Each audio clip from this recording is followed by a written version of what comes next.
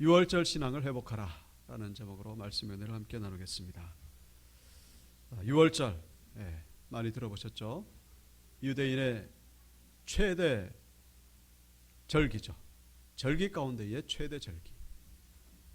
이 유월절이 없었으면은 이스라엘은 존재하지도 않을 수도 있는 그런 절기이기 때문에 가장 큰 그리고 가장 유명한 가장 중요한 절기라고 말할 수 있죠. 우리가 지난 시간까지 출애굽 9번째 재앙까지 살펴봤습니다마는 이제 곧 10번째 재앙이 시작됩니다. 바로 장자의 죽음이죠. 바로 이 장자의 죽음을 통해서 유월절이 이제 시작됩니다. 그래서 이 유월절이라고 하는 말은 이제 뭐 6월 달에 있었다 이제 그런 의미가 아니고 이제 넘을 유, 넘을 월, 유월. 오늘 그 13절에 보시면은 그런 구절이 나오죠. 내가 피를 볼 때에 너희를 넘어가리니. 이 넘어가리니에 해당되는 그런 단어가 바로 유월절. 영어로 pass over 그러죠. pass 통과. over는 이제 어떤 위로 이렇게. 그러니까 죽음의 사자가 이렇게 피를 바른 그 집은 이렇게 over 넘어가는 거예요. pass over 유월절. 그래서 이 유월절은 참 이 너무나 유대인에게 있어서뿐만 아니라 우리 그리스도인들에게서도 너무나 중요한 그런 절기라고 할 수 있죠. 자 여기 그 2절에 보시면은 이 달을 너희에게 달의 시작 곧 해의 첫 달이 되게 하라. 이 달 지금 이 유월절이 시작되는 이 달 유월절이 있는 그 달 정확하게 말하면 이제 14일인데 여기 그 뭡니까? 여기 저기 6절에 보면은 이달 열 나흘 날 그러니까 14일이죠. 14일에 양을 잡으라고 되어 있습니다. 이달 열 나흘 날. 그러니까 이 유월절이 시작되는 달 14일. 근데 이 유월절이 시작되는 달을 이제 새롭게 1월 달로 해라 그런 얘기죠.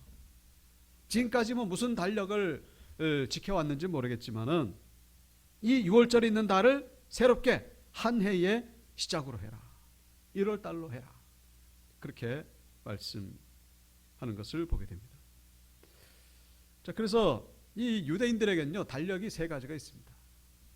그 달력이 이제 그 민간력이 있고 민간력은 이제 그 우리 음력하고 거의 같은 거죠. 그래서 뭐 이 농사라든가 목축에 그것을 활용하기 위해서 쓰는 달력, 민간력이죠. 그러니까 이스라엘 백성들은 오늘 본문에 시작되는 것은 사실 종교력이에요. 종교력. 태양력은 우리가 보통 지키는 이 달력이죠. 그런데 종교력은 바로 오늘 본문에서 시작되는 달력이 바로 종교력입니다. 그래서 이제 좀 더 구체적으로 말씀드리면은 이 오늘 본문의 이 민간력으로 말하면은 7월 달이에요. 그래서 이 민간력과 종교력은 7월 이렇게 간격이 있는데 지금까지 민간력 잘 지내오다가 갑자기 하나님께서 이제 새롭게 달력을 지켜라 이런 말씀하시는 것이죠. 지금 민간력을 하면 7월이에요. 그 다음 달이면 8월인데 갑자기 하나님께서 이번 달을 1월 달로 해라 말씀하시는 것이죠. 그 1월 달로 시작하는 게 바로 이제 이 종교력이 되는 거예요. 성경에 나오는 달은 다 이 종교력을 말하고 있습니다. 그래서 종교력은요 1월, 2월 이렇게 하지 않고 그 달마다 그 고유 명칭이 있어요. 그래서 종교력으로 1월 같은 경우는 아비벌, 아빕. 텔아비브 그 이스라엘의 수도 텔아비브 있지 않습니까? 그 아비브가 그 아비벌에 그 같은 단어죠. 근데 아비벌이 아빕월. 그 바벨론 포로 이후에는 니산월이라고 이제 명칭이 바뀝니다만은 어쨌거나 1월은 아비월 혹은 니산월.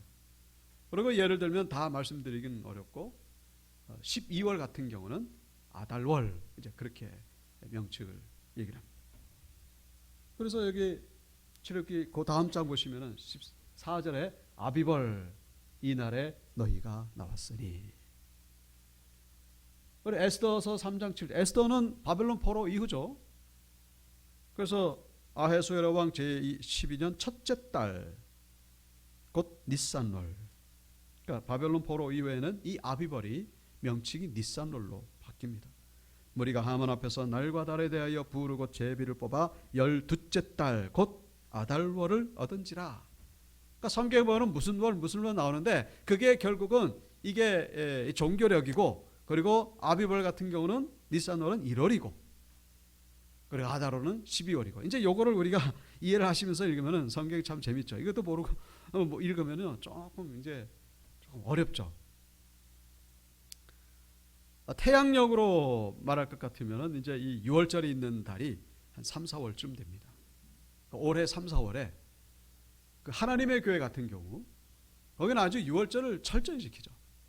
그래가지고 이 하나님의 교회가 지키는 이 6월절은 잘못된 그런 전통입니다만은 어쨌거나 이 3, 4월에 그러니까 이 하나님의 교회에서 아주 대대적으로 6월절을 지킨 것을 우리가 보게 됩니다. 6월절이 여러분 지금은 성찬식으로 바뀌었지 않습니까?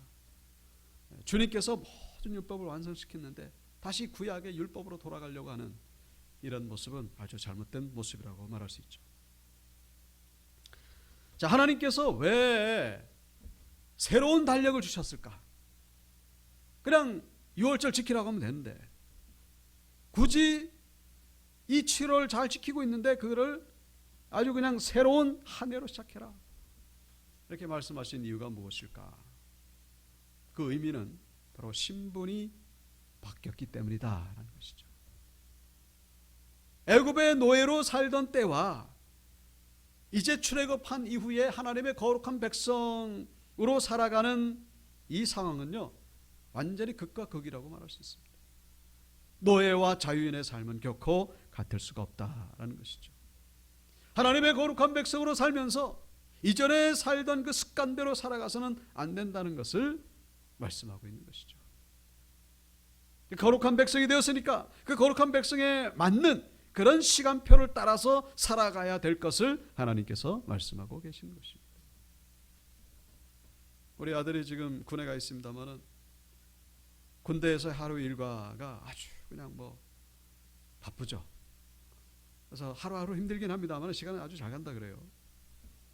근데 제대하고 나면은 또 그 일과대로 따라가지 않죠. 군에 가기 전에는 그냥 마음대로 그냥 먹고 자고 했습니다만 군에 간 이후에는 군의 일과표를 따라가야 되는 거예요. 군대에서의 하루 일과와 여기 민간인에서의 하루 일과는 같을 수가 없는 거예요. 군인은 군인에 맞게 그 일과를 따라가야 되는 것이죠. 마찬가지라는 것입니다. 출애굽 뭐예요? 우리 신앙생활에 적용해 볼 때에 이 출애굽은 바로 예수 믿고 구원받는 것에 해당됩니다.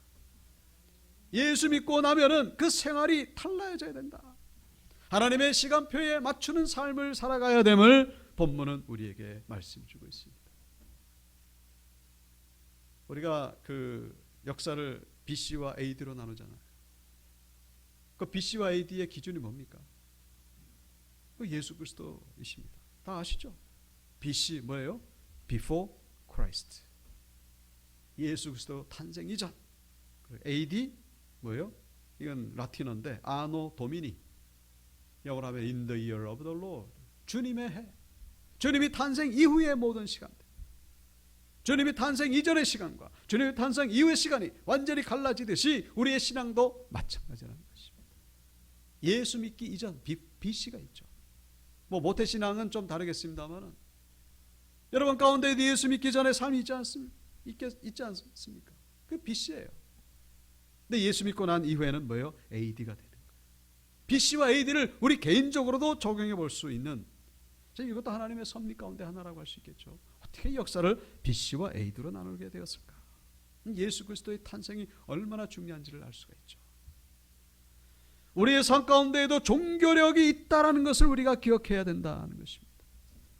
유대인들에게 있어가지고 지금은 좀 많이 변질됐습니다만은 여러분 저 태양력, 민간력, 종교력 어떤 것이 가장 중요할까요? 뭐니 해도 두말할 필요가 없겠죠. 종교력을 따라서 유대인들이 생활해 왔다는 것을 성경은 말씀해 주고 있습니다.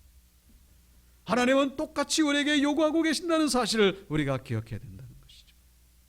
종교력으로 살기를 원하시는 거예요. 하나님의 시간표에 맞춰서 살기를 하나님이 원하신다는 것입니다. 예수 믿고 나면은 예수 믿는 자처럼 하나님의 시간표에 따라서 살아가야 된다, 그런 얘기죠. 가장 대표적인 게 뭡니까? 그게 바로 주일 예배죠. 예수 믿기 전에 주일날은 어떤 날이었죠? 늦잠 자는 날이었죠. 여행 가는 날, 놀러 가는 날, 뭐 친구 만나는 날. 근데 예수 믿고 나면 어떻게 됩니까? 하나님의 시간표에 맞춰서, 그 종교력에 맞춰서. 여러분, 주일날은 우리가 뭐니 해도 가장 먼저 하나님 앞에 나와 예배드리는 것이 최우선순위라는 사실, 그리고 나서 우리의 모든 삶이 진행되어야 된다는 것을 결코 잊어서는 안 된다는 것이죠. 그 기본이죠. 기본 중에 기본.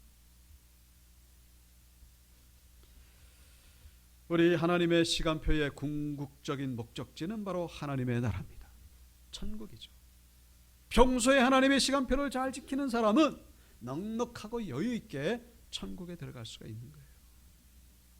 하나님의 시간표를 제대로 지키지 않는 사람은 천국에 들어갈 수 있을런지. 여러분, 구원은요 하나님만이 하시는 거예요. 뭐 예수 믿으면 구원 받는다고 하지만 맞죠? 천국 가 봐야 되는 거예요. 예수 잘 믿다가, 멀쩡하게 잘 믿다가 중간에 돌아서는 사람들이 얼마나 많은지 모릅니다. 지금은 저렇게 열심을 보이는데 하루아침에 달라지는 사람이 우리 주변에 얼마나 많습니까? 모르는 거예요. 하나님의 시간표를 열심히 쫓아갈 때에 우리는 넉넉하게 나중에 천국에서 만나게 된다는 사실. 우리는 죽음을 너무나 가볍게 생각하는 것 같아요. 우리는 죽음 이후를 우리는 늘 기억하면서 염두에 두고 준비하는 자로서, 지혜로운 자로서 살아가야 됨을 잊지 마셔야 된다는 것이죠. 그래서 우리가 이 하나님의 시간표, 이 종교력, 이 신앙력을 가지고 살아갈 때에 우리 모든 시간 속에 하나님이 계신다라는 사실을 우리가 체험하게 된다는 것입니다. 고난 가운데 있다 할지라도 하나님이 함께 하시는 거예요. 우리가 신앙력으로, 종교력으로 살아갈 때 항상 기쁜 일만 있습니까? 그렇지 않죠. 세상 사람들과 어떻게 보면 다를 바가 없는 것처럼 보여지는 경우도 있어요. 중요한 것은 그 시간 속에 하나님이 우리와 함께 하신다라는 사실입니다. 제자들이 예수님과 함께 배에 탔을 때 그 배도 풍랑을 만난 경우가 있어요. 예수님이 배에 탔다고 해가지고 풍랑이 안 오는 게 아닙니다. 풍랑이 오죠. 중요한 건 뭐냐? 주님이 함께 계시니까 기도하는 가운데에 풍랑이 잔잔케 되는 역사를 경험하게 된다는 것입니다. 풍랑이 오냐 안 오냐가 중요한 것이 아니라 풍랑이 일 때의 우리의 삶의 태도라는 것이죠. 신앙력을 가지고 살아갈 때 우리는 풍랑을 이기는 자들이 된다는 것, 기억하시는 여러분들 되시길 주 이름으로 축복합니다. 이달의 첫 달이 해의 첫 달이 되게 하라. 하나님의 시간표대로 살아가는 그런 믿음의 백성들이 되어야 될 줄로 믿습니다. 여기 3절 4절을 보면 이제 어린 양을 잡으라고 말씀하고 있죠. 이 어린 양은 1년 된 수컷, 염소도 되고 양도 되고. 여기 3절에 보시면 각 가족대로 식구를 위하여 어린 양을 취하되, 우리가 이 구절을 얼핏 보면은 식구 수대로 양을 잡으라는 것처럼 보이는데 사실은 그게 아니고, 4절에 보면 어린 양에 대하여 식구가 너무 적으면 그 집의 이웃과 함께 사람 수를 따라서 하나를 취하라. 무슨 얘기입니까? 이 한 마리를 잡으면은 이제 이 양을 왜 잡죠? 그 피를 그 문설주와 임방에 바르기 위해서 잡는 것인데, 바를 뿐만 아니라 이것을 먹어야 돼요. 근데 한 마리를 잡으면은 이게 한 10명이 먹을 수 있습니다. 근데 한 식구가 4명밖에 안 되면은 이 한 마리를 잡으면 남잖아요. 그러니까 다른 식구들을 이렇게 같이 모아서 10명 정도를 만들어 가지고 이제 그 한 마리를 잡아라, 이제 그런 얘기죠. 4명이서 한 마리를 잡으면은 이 너무 많아 가지고 다 먹질 못해요. 그러니까 이제 다른 식구들 함께 해서 이제 잡으라, 이제 그런 얘기죠. 근데 이제 우리가 눈여겨봐야 될 구절은 여기 3절에 보시면은 이달 열흘에, 그러니까 종교력 1월 10일이죠. 종교력 1월 10일에 어린 양을 취해가지고 10일 날 취할 이 양을 언제 잡습니까? 여기 6절에 보면은 이달 열 나흘 날까지 14일까지 간직하였다가, 그러니까 10일 날 잡을 양을 선택해 가지고 4일 동안 놔뒀다가 14일에 이제 피를 흘리고 완전히 도살한다, 이제 그런 얘기죠. 그러니까 이 6월절은 1월 14일이에요. 1월 14일. 그 다음에 이제 무교절도 나옵니다만은 무교절은 15일부터 7일 동안 이제 그렇게 됩니다만은 어쨌거나 6월절은 1월 14일. 1월 14일 날 저녁에 양을 잡는 거예요. 근데 4일 전에 선택을 해가지고 묶어두라는 거예요. 며칠 동안? 4일 동안. 왜 그럴까요? 뭐 거기에 대해서 성경에 구체적으로 나오지는 않습니다만은 거기 어떤 의미가 있겠죠. 하나님께서 어떤 이유를 가지고서, 목적을 가지고서 이제 그렇게 하셨을 텐데 우리는 그렇게 묵상을 해볼 수 있습니다. 이것이 교육적인 그런 목적이 있는 것이 아닐까. 교육. 그러니까 이제 이 6월절은 계속 되는 거예요. 해마다. 뭐 애굽 나올 때 그 날만 하는 것이 아니라 광야에서도 지켰고, 그 다음에 가나안 땅에 도착해서도 계속, 지금도 지키지 않습니까? 그때마다 10일 날 취해가지고 4일 동안 놔뒀다가 14일 날 잡는 거예요. 4일 동안 이제 자녀들이 그걸 보는 거죠. 저 양은 도대체 왜 저렇게 묶어둔 겁니까? 4일 뒤에 이 양을 잡는 것이다. 근데 이 자녀들이 그 양을 보면서 무슨 생각을 가지겠습니까? 뭐 어떻게 보면 동정심도 가질 수 있겠죠. 아, 저 양이 죽는구나. 좀 슬프다. 이제 그런. 근데 다시 말씀드립니다만 이 양을 잡는 목적은 먹기 위함도 있습니다만 그보다 더 중요한 목적이 뭐라고요? 그 피를 바르기 위해서. 피를 안 바르면 어떻게 됩니까? 그 가정의 장자는 죽는 거예요. 이 양 때문에 장자가 살아나게 되는 것이죠. 양을 안 잡으면 장자가 죽습니다. 장자의 죽음 대신에 이 양이 죽는 거예요. 대속의 의미가 있죠. 속죄물의 의미가 있습니다. 그 양 때문에 장자가 살아나는 거예요. 자, 이 말씀이 우리에게 주시는 메시지가 무엇이겠습니까? 여러분, 6월절, 유대인들이 지키는 6월절이 우리에게 왜 중요한 것이죠? 유대인의 6월절이 바로 예수 그리스도 십자가의 죽음으로 연결되기 때문에, 예수님의 고난의 예표적인 사건이 되기 때문에, 고린도전서 5장 7절 우리의 6월절 양 곧 그리스도께서 희생되셨느니라. 예수님이 뭐라고요? 6월절 어린 양이었다라는 사실이죠. 요한복음 1장 29절에도 보라 세상 죄를 지고 가는 하나님의 어린 양이로다. 예수님의 죽으심이 바로 오늘 본문에 나오는 이 어린 양의 죽음과 동일하다는 것을 성경은 말씀해 주고 있는 것이죠.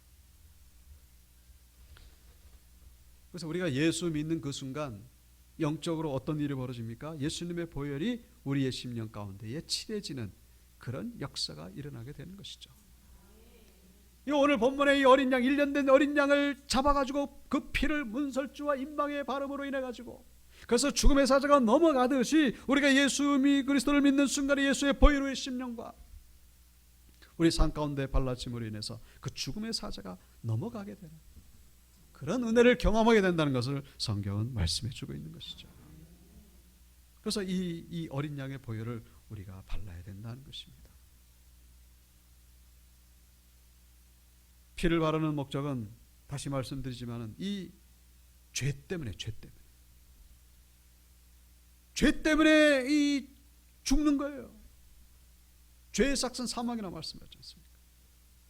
죄는 덮거나 없어지는 게 아니에요. 반드시 대가를 치러야 됩니다. 이 죄는 그냥 없어지는 게 아니에요. 반드시 죽어야 돼요. 죽어야만 없어지는 게 죄입니다. 절대로 그냥 없어지는 법이 없어요.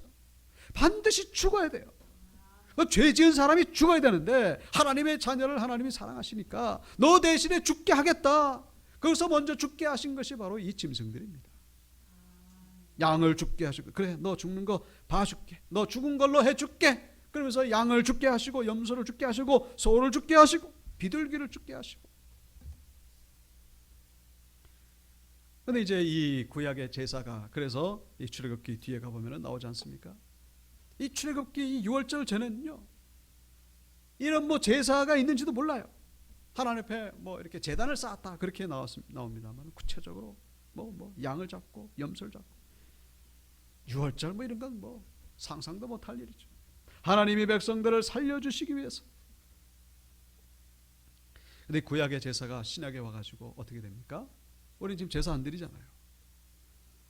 바로 이 제물의 죽음 대신에 바로 예수님께서 십자가에서 죽으심으로 십자가의 죽음이 바로 영원한 속죄 제사가 되었다는 것을 성경이 말씀해 주고 있죠. 염소와 송아지의 피로 하지 아니하고 오직 자기의 피로 영원한 속죄를 이루사 단번에 성소에 들어가셨느니라.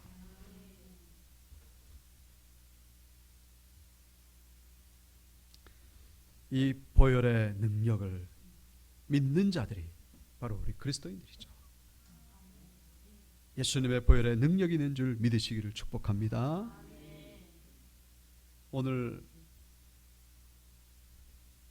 새벽에 좀 국민들이 놀라셨을 텐데 위급 재난 문자 그래가지고 저는 무슨 무더위 때문에 산불 때문에 문자 보낸 줄 알고 봤더니 그게 아닌 걸 나중에 알았습니다만은.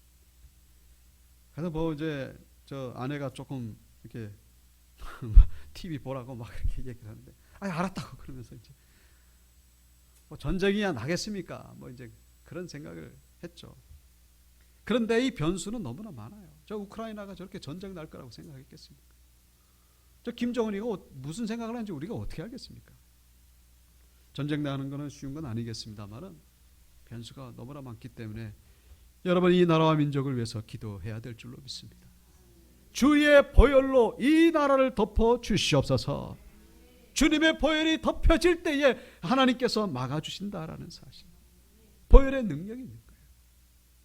보혈로 덮는 기도를 우리가 드려야 된다는 것이죠. 여러분 우리가 세계적으로 군사 강국인 건 맞습니다만 북한은 핵이 있잖아요. 이게 보통 심각한 문제가 아니에요. 이게 간단한 문제가 아닙니다. 여러분 군사만 가지고 막는 게 아니라 하나님이 도와주실 때에 더 안전하게 방어할 수 있다는 사실. 우리 그리스도인들의 사명이죠. 주의 보혈로 덮어주시기 위해서.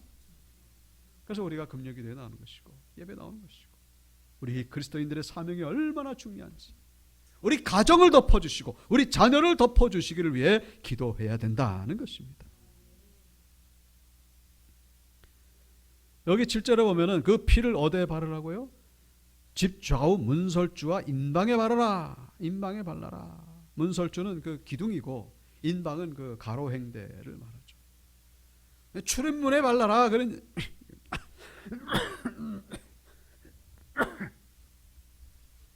왜 출입문에 바를까? 출입문은 전체를 대표하는 곳입니다. 그 집안의 가장 끄트머리죠. 끄트머리이자 끝이자 또 출발이 되는 곳이기도 합니다. 그 집안 전체를 대표하는 상징적인 곳.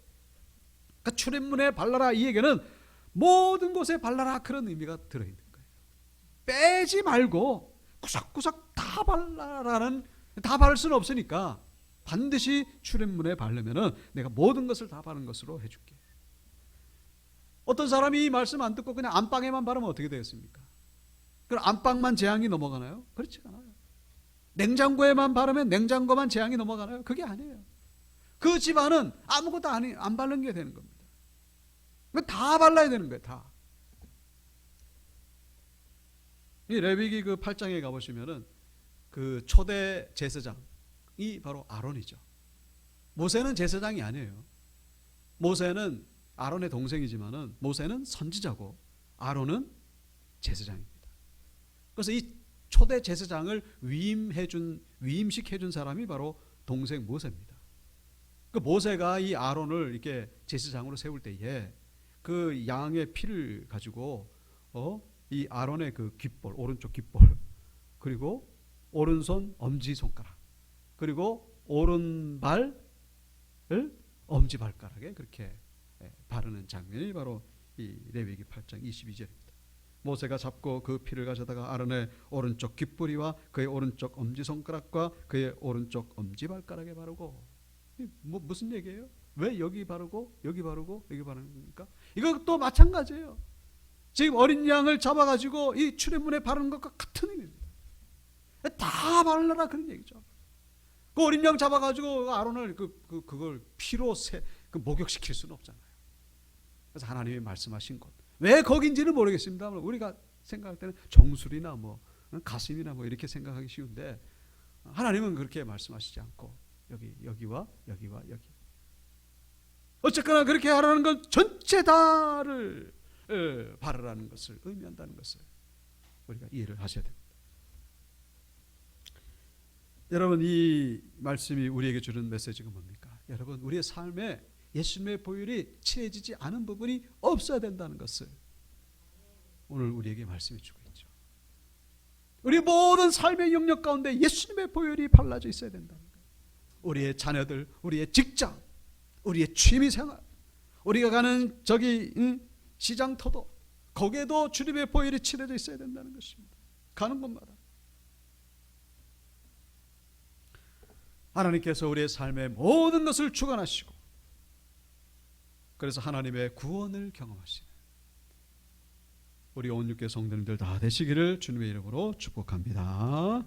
마지막으로 여기 11절에 보시면은 너희는 그것을 이렇게 먹을지니 허리에 띠를 띠고 발에 신을 신고 손에 지팡이를 잡고 급히 먹으라. 이것이 여호와의 유월절이니라.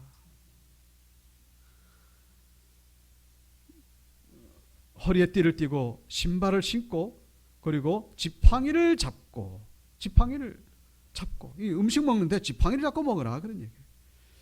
이 모양새는 전쟁에 나갈 때의 모양새하고 같고 그 다음에 여행 가는 사람의 모양과 같습니다. 여러분, 음식 먹을 때 이렇게 좀 편안하게 먹어야지 이렇게 먹는 사람 없지 않습니까? 왜 이렇게 먹는 것입니까? 그 뒤에 나오잖아요. 빨리 먹으라는 거예요. 빨리. 왜 빨리 먹으라는 얘기입니까? 시간이 없어서? 시간이 없어서가 아니고 시간은 있어요. 중요한 건 뭐예요? 꿈을 내지 말라 그런 얘기죠. 몸은 머뭇거리지 말고 지체하지 말고 빨리 나가라 그런 얘기예요. 애굽에서 빨리 나가라. 노예 생활을 빨리 끝내라. 하나님의 저 천국을 향하여 빨리 출발해라. 구원을 받는 데 있어가지고 머뭇거리지 말아라. 당장의 은혜를 받아라. 당장의 하나님의 구원의 역사를 경험해라. 그런 얘기죠. 구원받는 일에 있어가지고 어떤 것보다 이보다 앞서서는 안 된다는 것이고, 은혜 받는 일에 있어가지고 결코 지체해서는 안 된다는 것을 말씀하고 있는 것입니다. 그냥 뭐 다음 달에 그냥 은혜 받지 뭐. 내년에 가서 좀 이렇게 편해질 때, 좀 여유가 있을 때 그때부터 신앙생활 해야지. 그게 아니라는 것입니다. 하나님의 은혜 받는 일에 있어가지고, 하나님의 구원을 경험하는 일에 있어가지고는 지금 당장 해야 된다는 거예요. 꿈을 내지 말라는 것입니다. 오늘 할 일을 내일 일로 미루지 말라는 거예요. 소돔과 고모라 성에서 롯의 이 두 딸들은 구원받았습니다만 그 두 딸의 그 사위는 그 성과 함께 멸망당했지 않습니까? 왜 그랬죠? 머뭇거리다가 우물쭈물 대다가 농담으로 여겼었죠. 이 롯의 아내도 그냥 뭐 구원 거의 다 받았다가 결국 소금기둥이 되는, 구원의 끝에 와가지고 결국 멸망하고만 그런 모습을 보여주고 있습니다. 왜 그렇습니까? 꿈을 그 세상에 대하여 미련이 남았다가 빨리 앞만 보고 달려가야 되는데 세상에 대하여 미련에 남아가지고 결국 하나님의 구원에 이르지 못했던 모습을 우리에게 보여주고 있습니다. 오늘 말씀의 제목은 유월절 신앙을 회복하라. 유월절 신앙 뭡니까? 오직 구원은 예수 그리스도밖에 없다라는 사실입니다. 어린 양의 피를 안 바르면요, 그 누구도 다 죽는 거예요. 다 죽는 거예요. 이 바로의 아들도 죽었지 않습니까? 바로 아들이라고 뭐 예외가 있습니까? 오직 어린 양의 피를 발라야만 사는 것입니다. 유월절 신앙은 바로 지금 당장 은혜를 받으라는 것이죠. 세상에 미련 두지 마시고 용기 있게 결단을 하시는, 그래서 날마다 하나님의 이 구원의 은혜를 경험하시는 우리 온유교 성도님들 다 되시길 주의 이름으로 축원합니다.